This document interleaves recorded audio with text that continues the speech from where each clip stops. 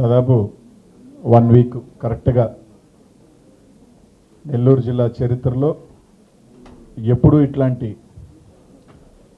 Faction కలిగిన మెంటాలిటీతో రాజకీయం చేసి ఈ విధంగా ఇంటి మీదకి వచ్చి దాడి చేయటం అనేది దాదాపు వారం అవుతా ఉంది. కనీసం ఈ వారం రోజుల్లో అదే ప్రసన్న కుమార్ రెడ్డి గారు మాట్లాడిన దాని మీద హుటాహుటిన రాత్రికల్లా కేసు కట్టారు. కానీ ఈరోజు వందలాది మంది ఒక ఇంటి మీదకి గొడ్డలతో, సుత్తులతో, గడ్డపారలతో దాడి చేస్తే ఈ వీడియో మేము రెండో రోజే ఏఎస్పీ గారిని కలిసి ఈ ఫుటేజ్ ఇవ్వటం జరిగింది. ఈ ఫుటేజ్ ఆధారంగా దీనికి సంబంధించి ఎవరెవరు వచ్చారో వాళ్ళందరినీ కూడా ట్రేస్ చేసి, ఎందుకంటే ఆ రోజు రాత్రే 2 డిఎస్పీలు, నగర డిఎస్పీ, రూరల్ డిఎస్పీ గారు వస్తే మేము ఐడెంటిఫై చేస్తాం, మేము వాళ్ళ మీద కేసు కడతామని చెప్పారు. నెక్స్ట్ రోజు ఈ ఫుటేజ్ కూడా మేమే కలెక్ట్ చేసి ఏఎస్పీ గారిని కలిసి మేమందరం కూడా ఆ రోజు ఈ ఫుటేజ్ ఇవ్వడం జరిగింది. దాదాపు ఫుటేజ్ ఇచ్చి కూడా 6 రోజులు అవుతా ఉంది. నిన్న సాయంకాలం ఒక ఎఫ్ఐఆర్ కట్టి ఆ ఎఫ్ఐఆర్లో ఎవరూ పేర్లే, కొందరు దుండగులు దాడి చేశారని ఒక ఎఫ్ఐఆర్ కట్టారు. అంటే ఇంత స్పష్టంగా ఒక ఫుటేజ్ ఇచ్చి ఆ ఫుటేజ్లో ఎవరెవరు ఉన్నారని మాకు తెలిసిన దాదాపు 8-9 మంది ముఖ్య నాయకులు, కొవ్వూరుకు సంబంధించిన ముఖ్య నాయకులు పేర్లు ఐడెంటిఫై స్పష్టంగా కనిపిస్తున్నా కూడా ఈ రోజుకి కూడా ఒక కేసు కట్టకపోగా కొవ్వూరు శాసనసభ్యురాలు ప్రశాంతమ్మ రెండో రోజే మూడో రోజే ప్రెస్ మీట్లు కూడా పెట్టడం జరిగింది. మొదట మేము కూడా ఖండిస్తున్నాం, ఎవరు అభిమానులు అనింది. కరెక్ట్గా ఇంకో 2 గంటల తర్వాత నేనే ఫోన్ చేశాను, వెనక్కి పిలిచాను. అంత నిజమే, వాళ్ళ నాయకులు స్పష్టంగా కనిపిస్తూ ఉన్నారు కాబట్టి అయిపోయింది దాడి, చాలు మీరు వచ్చేయండి ఇంకా అని చెప్పిందేమో. తర్వాత మళ్ళీ సాయంకాలం ఇంకొక 2 గంటల తర్వాత వాళ్ళే బగలు కొట్టుకున్నారని చెప్పింది. అది కూడా చూపించాం, మేమెవరూ బగలు కొట్టలేదు, ప్రసన్న కుమార్ రెడ్డి రాకముందే పోలీసులు వచ్చి చెదరగొట్టి అందరినీ తరిమేయటం కూడా జరిగిందని వీడియో కూడా చూపించాం. మళ్ళీ ఇంకో కొంచెం తర్వాత ఏం చెప్పింది, ప్రసన్న కుమార్ రెడ్డికి ఎవరో చెప్పారేమో, ఎవరో పత్రికా విలేకరు అడిగితే అందుకని వెళ్ళిపోయాడు. అంటే మీరు ఒక స్కెచ్ గీశారు, ఆ స్కెచ్ ఆయనకు తెలిసింది కాబట్టి వెళ్ళిపోయాడు, మేము దాడి చేసే సమయానికి లేరు అని చెప్పి ఆమె ఇండైరెక్ట్గా చెప్పింది. అంటే ఏంటి దాని ఉద్దేశం, మీరు 200 మంది వెళ్ళండి, ప్రసన్న కుమార్ రెడ్డి మీద దాడి చేయండి, ప్రసన్న కుమార్ రెడ్డిని హతమార్చండి అనేదే కదా స్పష్టంగా కనిపిస్తూ ఉంది. ఇంత స్పష్టంగా ఆమె నోట్లో నుంచే ఆమె స్పష్టంగా పత్రికా వీరికి ఏది కూడా మేము చెప్పేది ఏది కూడా దీంట్లో ఒకటి కూడా మేము ఏదో వేగ్గా ఒకరి మీద నింద వేయటం కాదు, స్పష్టమైన ఆధారాలు ప్రెస్లో చూపిస్తున్నాం, ఎవరెవరు వచ్చారు, ఎవరిల్లు అది కనిపిస్తూ ఉంది. ఆమె చెప్పిన ప్రెస్ వీడియోస్నే కోట్ చేస్తూ ఉన్నాం, ఆమె చెప్పింది మీ పత్రికల ద్వారా చెప్పిందే మేము చెప్తా ఉన్నాం. ఈరోజు అలాగే ఇంత దాడి జరిగి వైఎస్ఆర్ కాంగ్రెస్ పార్టీకి సంబంధించి మేము మద్దతు తెలియజేస్తే అందరూ ఆయన ఎందుకు వచ్చాడు, ఈయన ఎందుకు వస్తున్నాడు, ఆయనకి ఏం సంబంధం, నీ మీద 4 మాటలు మాట్లాడితే రాష్ట్ర వ్యాప్తంగా ఈ జిల్లాలో అందరి చేత ప్రెస్ మీట్లు పెట్టించుకొని అన్నీ చేయించుకున్నప్పుడు ఒక పెద్ద కుటుంబం, వైఎస్ఆర్సీపీకి సంబంధించిన ఒక జిల్లాలో 6 సార్లు ఎమ్మెల్యే, ఒక మాజీ మంత్రి, 15 సంవత్సరాలుగా మా అందరికీ కూడా వైఎస్ఆర్ కుటుంబంలో కలిసి పార్టీలు కలిసి నడుస్తున్నాం. ఈ జిల్లాలో ఒక పెద్దన్నగా అందరికీ కూడా రాజకీయాలలో ఎలా మెలగాలో, ఎలా హుందాగా ఉండాలో అనేది నేర్చుకున్న వ్యక్తికి సమస్య వస్తే ఆయన మీద హత్యా ప్రయత్నం జరిగితే ఒక హత్యా ప్రయత్నం జరిగితే మేమందరం పోతే ఆయనకేం పని, ఆయనకేం సంబంధం అంటే అది ఏందని ఇది అంటే ఆయనకేం సంబంధం ఏంటంటే ఇప్పుడు అనిల్ కుమార్ యాదవ్కి నాకు సంబంధం ఎందుకు ఉండదు? ముందుగా ఏ పౌరుడికన్నా రాజకీయాలు పక్కన పెడదాం, ఏ పౌరుడైనా ప్రశ్నించే హక్కు, ఒక వ్యక్తి మీద ఇట్లాంటి దాడి జరిగినప్పుడు ఒక పౌరుడిగా స్పందించే హక్కు నాకు ఉంది. తర్వాత వైఎస్ఆర్ కాంగ్రెస్ పార్టీలో మేము అందరం కూడా కలిసి 15 సంవత్సరాలుగా కుటుంబ సభ్యులుగా మెలిగి ఈ పార్టీలో ముందుకు వెళ్తా ఉన్నాం. వాళ్ళకేం సంబంధం, ఆయనకేం సంబంధం, వీళ్ళకేం సంబంధం అని మాట్లాడి ఇంకా కూడా హేళనగా దాన్ని పశ్చాత్తాపం ఎక్కడ కూడా ఒరే పొరపాటు చేసాము, పగలగొట్టించామే, దాడి చేయించామే, ఒకవేళ పెద్దామికి నల్లపరెడ్డి శ్రీనివాసులరెడ్డి గారి సతీమణికి ఏమన్నా 200 మంది పోయినప్పుడు ఒక షాక్కు గురై ఏమన్నా అయ్యునుంటే ఏంటి అనే పరిస్థితి అని ఒక చిన్న పశ్చాత్తాపం కూడా లేకుండా ఒక ఫ్యాక్షన్ మెంటాలిటీ, ఒక రాక్షసత్వమైన మెంటాలిటీతో తర్వాత కూడా మాట్లాడుతున్న తీరు చూస్తుంటే నిజంగానే బాధ కలిగిస్తుంది. ఏమన్నా మాట్లాడితే మేము ఒక మహిళ గురించి మాట్లాడుతున్నారు, ఒక మహిళ గురించి మాట్లాడుతున్నారు అని అంటారు. ఈరోజు ఎలా ఉందంటే తెలుగుదేశం పార్టీ ఏది చేసినా ఒప్పు, వైఎస్ఆర్ కాంగ్రెస్ పార్టీ ఏమి చేయకపోయినా కూడా 4 కల్పించి మా మీద బండలేసే రకం. ఈరోజు ఇది జరిగిన తర్వాత కృష్ణా జిల్లాలో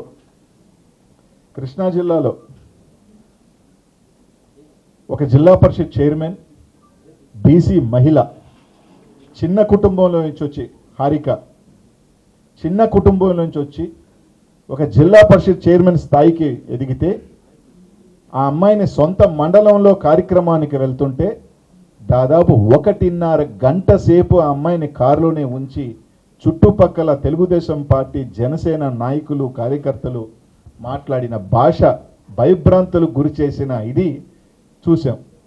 చూసిన తర్వాత తెలుగుదేశం పార్టీలో మంత్రి గారు, ఒక బీసీ నాయకుడు, ఒక బీసీకి జరిగిన అన్యాయాన్ని ఖండించకపోయినా పర్వాలేదు, ఆయన మాట్లాడిన భాష ఏంటి? ఒక మహానటి, ఒక బీసీ మహిళ మీద దాదాపు 1.5 గంట సేపు అరాచకం చేస్తే ఆమె మహానటి. ఈమె మాత్రం ప్రశాంతమ్మ మాత్రం నానా రకాల భాష 1 సంవత్సరం నుంచి మాట్లాడచ్చు, ఇట్లాంటి అరాచకం చేయొచ్చు, ఒక ఇంటి మీద కూల్చేయచ్చు, మాజీ శాసనసభ్యులని మంత్రుల్ని అందరినీ పట్టుకొని వాడనొచ్చు, వీడనొచ్చు, పశువులు అనొచ్చు, ఆంబోతులు అనొచ్చు. ఆమె మాత్రం ఏంది అమాయకురాలు ఏదో చెప్పారు అంటే ఒక పారిశ్రామికవేత్త డబ్బుండి ఒక మహిళ ఏమి చేసినా కూడా ఆమె కరెక్టే. అదే ఒక పేదింటి ఒక బీసీ మహిళ మాత్రం కష్టపడి పెద్ద స్థాయికి పోతే ఆ అమ్మాయి మాత్రం అంట మహానటంట. ఎక్కడ ఏం మాట్లాడుతున్నారు అంటే మీకు నచ్చినట్టు, మీకు ఇష్టం వచ్చినట్టు మీరు ఏం మాట్లాడినా మేము చెల్లుబాటు అధికారంలో ఉన్నాం. ఇట్లాంటి అరాచకం జరుగుతూ ఉంటే ఒక పశ్చాత్తాపం, ఒక ఇది అనేది లేకుండా ఇది తప్పుగా కరెక్ట్ అని ఖండించకపోగా ఇట్లాంటి దుర్మార్గాలు ఈరోజు కూటమి ప్రభుత్వం చేస్తూ ఉంది. ఈరోజు ఎందుకు ప్రసన్న ఒక మాట మాట్లాడితే ఆయన జాగ్రత్తగా ఉన్నాడు అని చెప్పి మాట్లాడితే దాన్ని ఏదో తప్పు అర్థాలు మహిళలో 100 మహిళల్లో కొందరు ఉంటారు అక్కడ ఈరోజున్న రోజుల్లో 3 రోజుల క్రితం చూసాం జనసేన వీర మహిళ కాళహస్తిలో ఇన్ఛార్జిగా ఉన్న ఆమె మర్డర్ చూసాం. ఆమె కూడా మహిళే కదా. వాళ్ళ డ్రైవర్ని చంపేసి కూవం నదిలో పడేసిన సంఘటన 3 రోజుల క్రితం వెలుగు వచ్చింది. అంటే ఇట్లాంటివి ఒక్కొక్కడి దగ్గర అందరూ కాదు 1% మహిళలు ఒక నేరపూరితమైన ఆలోచనలు, ఒక రాక్షసత్వమైన ఆలోచనలు, ఒక ఫ్యాక్షన్ మెంటాలిటీ గలన ఆలోచనలు ఈ మధ్య సినిమాల్లో కూడా చూస్తూ ఉన్నాం. మామూలుగా ఆడవాళ్ళే ఫ్యాక్షన్ మెంటాలిటీతో చేసే కార్యక్రమం కూడా చూస్తూ ఉన్నాం. ఇవన్నీ ఎందుకు వస్తున్నాయి? అక్కడక్కడ 1% కొన్ని ఉన్నాయి. అట్లాంటి వాళ్ళని మీరు ప్రోత్సహించి దాడులు చేయించి వాళ్ళని ఇంకా అయ్యో పాపం వాళ్ళు మహానుభావులు, డబ్బులుంటే అవన్నీ చెరిగిపోతాయి, పేదింటోళ్ళు అయితే వాళ్ళ మీద ఏమైనా నచ్చనే చంద కూటమి వాళ్ళకి కరెక్ట్ కాదు, మంచి పద్ధతి కాదు ఇది.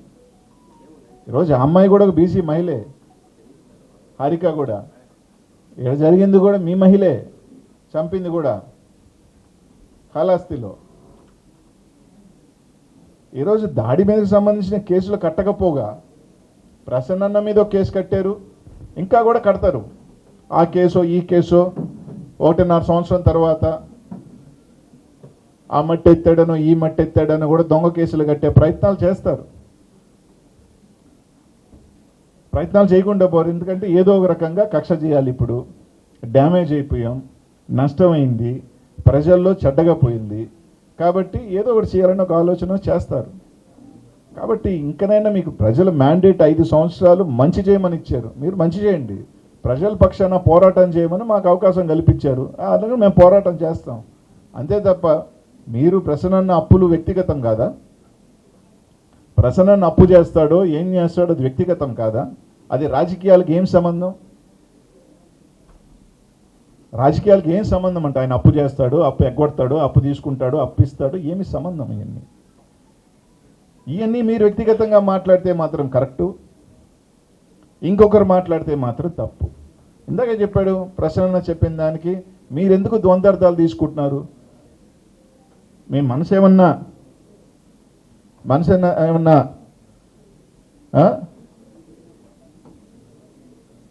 అలా ఆలోచనలు ఉన్నాయి కాబట్టి మీరు నెగిటివ్గా తీసుకుంటున్నారా? ఈరోజు ఇందుకే అమ్మాయి మీద దాడి చేసిన ఇప్పటికి కూడా కేసు లేదు.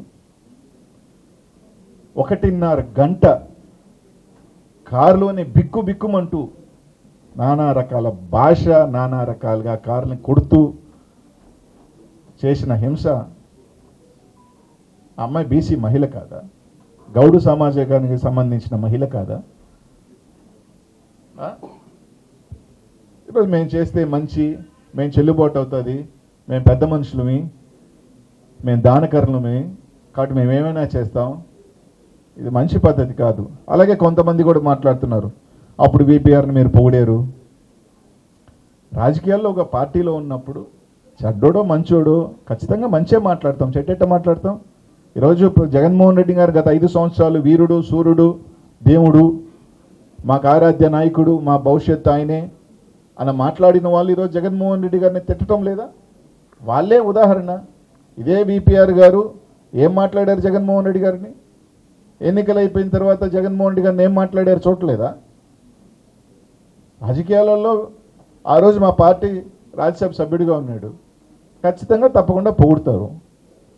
అంతేగాని అప్పుడు మీరేమో మాకు తెలిసినా, లోటుపాట్లు తెలిసినా అవి చెప్పం ఎవరైనా కానీ.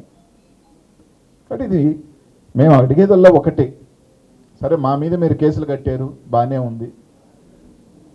పోలీసు వ్యవస్థని ఇంత స్పష్టమైన ఆధారాలు చూపిస్తున్న తర్వాత కూడా మీరు కేసులు కట్టకపోతే,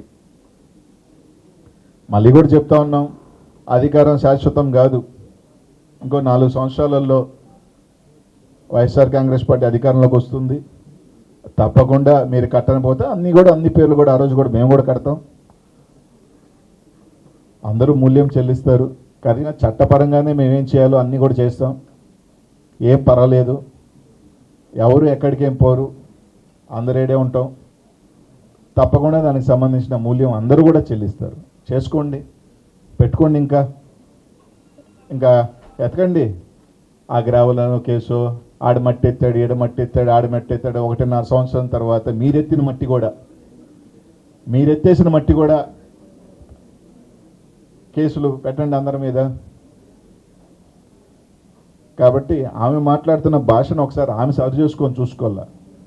వాడు వీడు మేమెక్కడా ఆమెని ఏకవచనంతోనో ఎక్కడ ఏం మాట్లాడలా, ప్రభాకర్ రెడ్డి గారిని కానీ ప్రశాంతమ్మ గారి గారిని.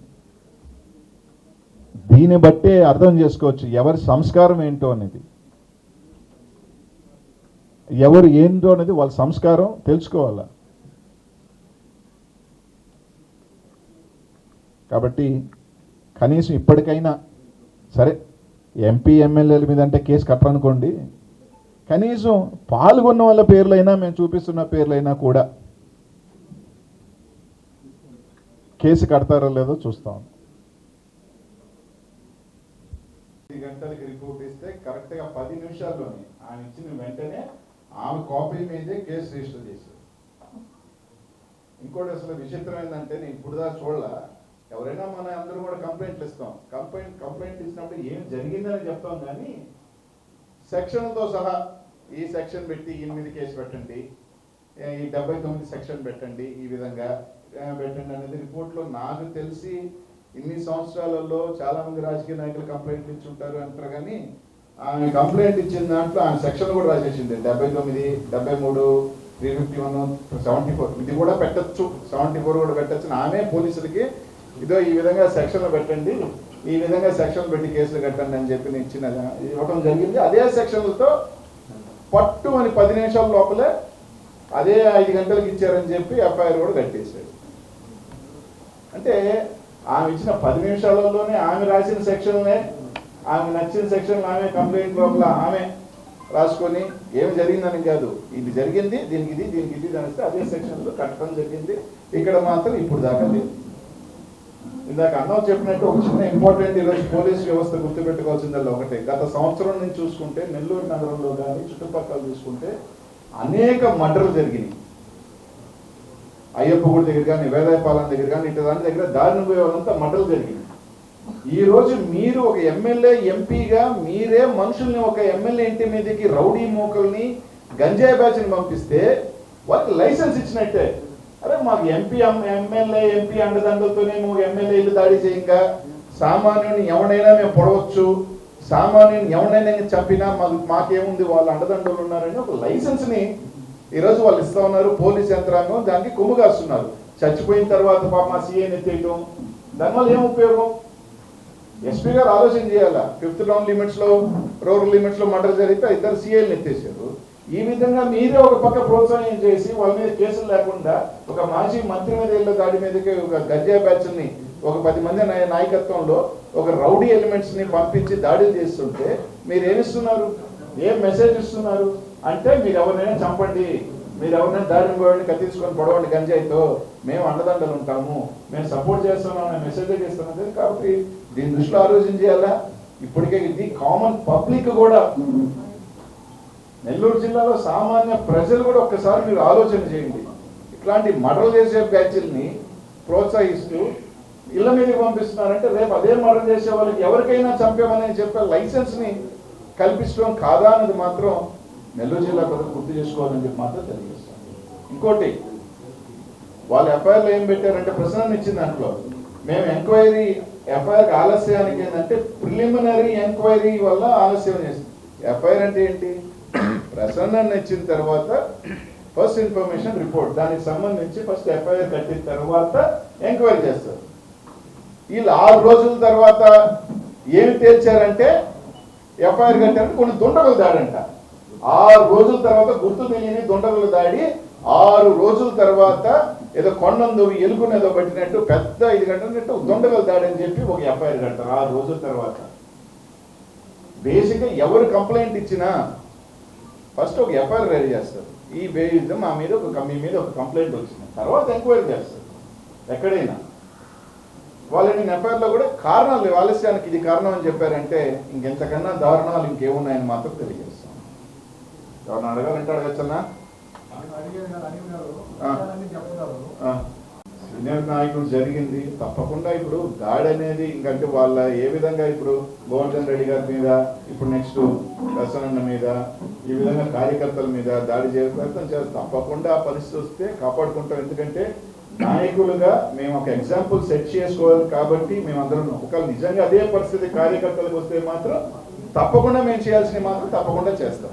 ఎందుకంటే మేమనేదే అగ్రెషన్లో పోతే, మేమనేదే ఇళ్ల మీద కూడా దాడి చేయడం మొదలు పెడితే అది కింద దాకా దాన్ని రెజనేట్ అవుతుంది. కింద దాకా కూడా అరే మనం కూడా చేయాలి. కాబట్టి మేము ఉన్నప్పుడు ఒక ఎగ్జాంపుల్ సెట్ చేయాలి కాబట్టి మేము దానికి సంబంధించి దాడికి అనేది కరెక్ట్ కాదు అని ఒక అడిగి వెనక్కి వేసాం. అలా అని చెప్పి మా కార్యకర్తలు మీకు ఇదే సందర్భం పోతే మాత్రం తప్పకుండా దాని దగ్గర మేము కూడా యాక్షన్ తీసుకుంటాం. ఎందుకు ఆత్మరక్షణలో పడింది అంటే ఇప్పుడు కొట్టేశాడు కాబట్టి వాడు పై చెయ్యి కొట్టించుకుని మా మీదకి వచ్చినాడు అలా చిన్న చెయ్యం కాదు. మన స్వతంత్రం వచ్చిందే గాంధీ ఒక చెంప చూపిస్తే ఇంకో చెంప చూపిమన్నాడు కాబట్టి మనకు స్వతంత్రం వచ్చిందని భారతదేశం ప్రపంచం అంతా చెప్పుకుంటుంది. అట్టని చెప్పి గాంధీ నువ్వు చెప్పినట్టు గాంధీ ఏమన్నా వీకనే కాదు కదా. మీరే చెప్తారు కదా ఒక పుస్తకాల్లో టీవీల్లో ఒక చెంప చూపిస్తే ఇంకో చెంప చూపిమని నాన్ వైలెన్స్ చేసిన గాంధీ గారు ఫాదర్ ఆఫ్ నేషన్ అయ్యాడు, స్వతంత్రం వచ్చిందని చెప్పుకుంటున్నాం. అట్లా అని చెప్పి కొట్టేవాడంతా ఇదని కాదు. వాళ్ళకి ఈరోజు చూపించుకున్నారు, రైట్, వాళ్ళు ఈరోజు చూపించారు, రేపు మాది వచ్చినప్పుడు కదా మేము 2 బుక్లు రాయమన్నా, జగన్మోహన్ రెడ్డి గుడ్డు బుక్ రాయమన్నాడు. 2 బుక్ ఎందుకు రాస్తాం? మేము రక్తం అనేది వాళ్ళది, మేము మంచి చేస్తాం. గుడ్ బుక్ అనేది మంచి చేస్తాం, మంచి ద్వారా ప్రజల్ని మనం ఇది చేసుకుంటాం. కానీ రాక్షసత్వం ద్వారా ఈరోజు రాక్షస ఆనందం వాళ్ళు పొందొచ్చు, సునకానందం పొందొచ్చు, ప్రశాంతంగా నిద్రపోయి అబ్బా మేము ఏదో చేసాం పీకేసామని అని పొందొచ్చు. ఈరోజు తాత్కాలికం ఏదైనా కూడా ఫైనల్ అనేది ఒకటి ఉంటుంది కదా. ఇంకోటి మహిళల మీద ఇలా అంటున్నారని అంటే ఇప్పుడు తెలుగుదేశం చెప్పే ప్రకారం చంద్రబాబు నాయుడు, లోకేష్, పవన్ కళ్యాణ్ గారు పాపం ఆ వినుత అనే మీద మర్డర్ కేసు పెట్టున్నారా, అది ఏమన్నా తప్పని ఏమన్నా అంటారేమో ఒకసారి. అది కూడా తప్పు, మహిళ మీద మర్డర్ కేసు పెట్టారు, ఇది కరెక్ట్ కాదు అని కూడా ట్వీట్ చేస్తే బాగుంటుందేమో.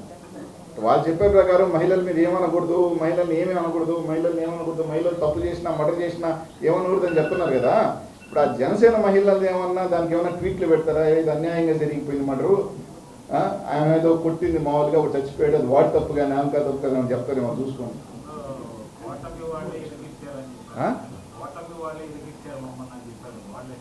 అది వాళ్ళు చూసుకోవాలి, మాకు సంబంధం ఉంది. ఎవరు ఇరికిచ్చారో, ఎవరు ఇరికించబడ్డారో దాంట్లో వాళ్ళు చూసుకోవాలి. అది వాళ్ళు తెలుసుకోవాలి. అది వాళ్ళ అంతర్గత పోట్లాట్లు ఉన్నాయి కాదు.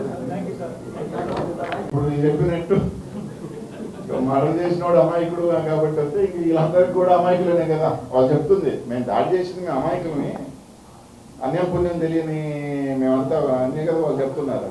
అదే రాసుకుంటుంది అదే బా ప్రజల్లోకి వెళ్తామంటే ఇప్పుడు ప్రజల్లో బంద్కి పిలిపించి ప్రజల్ని ఇబ్బంది పెట్టే కార్యక్రమం మేము చెయ్యం.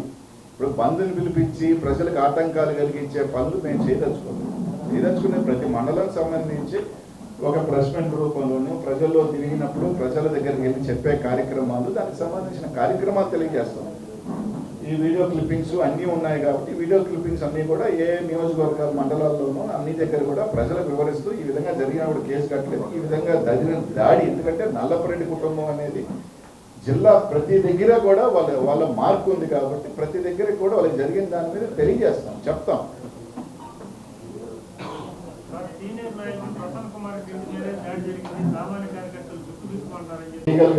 లీగల్ గా చేయాల్సింది లీగల్ గా తీసుకెళ్తాము, దానికి సంబంధించిన ప్రైవేట్ కేసులు వేస్తాం, సంబంధించి ప్రజల్లోకి వెళ్తాం. ఇంక అంతకని చేసేది మేము పోయి కొట్టం కదా. మాకు ఆ సంస్కారం ఉంది కాబట్టి ప్రసన్న కుమార్ రెడ్డి గారిని నాకు చెప్పినట్టు మా అభిమానులు, ఆయన కార్యకర్తలు, వైఎస్ఆర్సీపీ కార్యకర్తలు, నాయకులు ఆవేశం ఉన్న, ఆగ్రహం ఉన్న ఈ జిల్లా సంస్కృతి సంస్కారం అది కాదు కాబట్టి, దాడికి ప్రతి దాడి అనేది సమాధానం కాదు కాబట్టి, న్యాయం జరిగిన పక్షంలో ఇద్దరే రాజకీయాల్లో న్యాయస్థానాన్ని ఒకటి అప్రోచ్ అవుతాం, రెండుది ప్రజాక్షేత్రం ఉంటుంది, ప్రజలకు చెప్తాం, ప్రజలకు తెలియజేస్తాం.